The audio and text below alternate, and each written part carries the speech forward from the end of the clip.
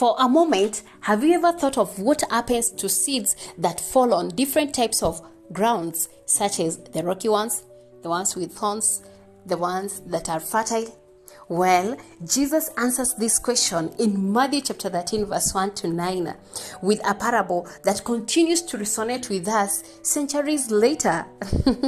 On Money Matters Show today, we will unpack the hidden wisdom in this story of the sower and his seed, on how it relates to our investment plans today. As always, I'm Mwege Komboka, your favorite host. Keep it here. Let's unpack this profound wisdom. So Jesus was addressing a crowd that had gathered around him. So he got in a boat and sat. He began his parable that once there was a man who went out to sow corn, right? And he scattered the seed in the field, all right? The seed here can mean capital, the actual fund that you need to invest, all right? Therefore, we will draw the parallels between the parable and investment. So the first seed, we understand that the first seed fell on a path, and the birds came and ate it up. The first path represents the dangers of not doing due diligence in matters investment, and thereafter falling for financial scams.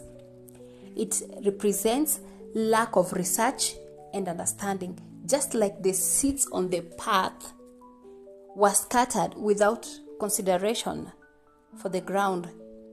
Investing without a proper research is like throwing the seeds on the path for the birds to eat.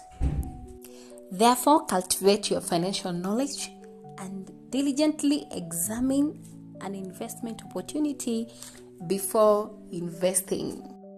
The second ground, we see some of the seeds also fell on a rocky ground with little soil. The seed sprouted.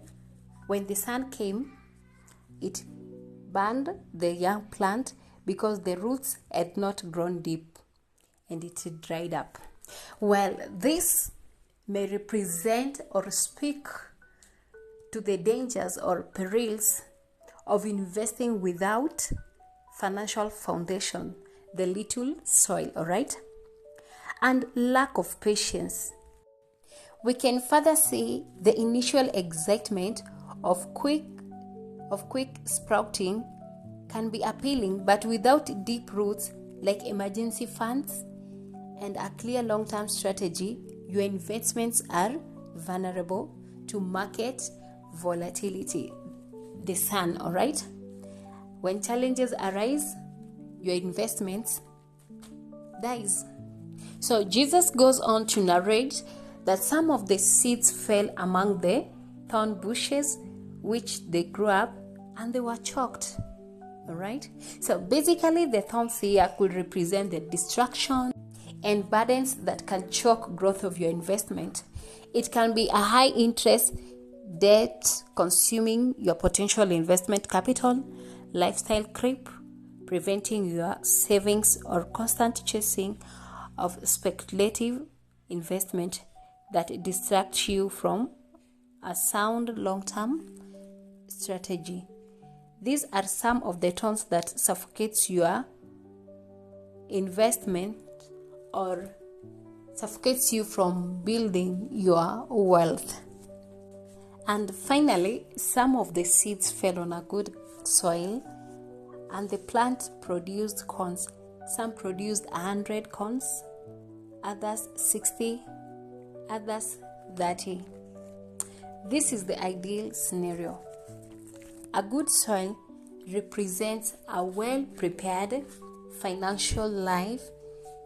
You have the relevant education on matters investment, all right?